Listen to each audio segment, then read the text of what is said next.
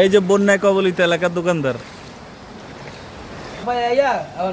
এই খানকির পোলায় সবসময় গালাগালি করে, এটা চিনে রাখেন। এই যে বন্যা, সুপানি,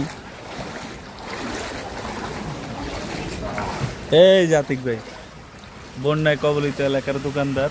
এই যে মনের সুখে মোবাইল টিপতেছে,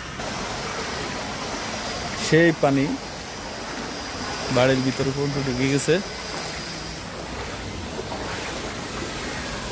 খাওন দাওন আছে? হ্যাঁ,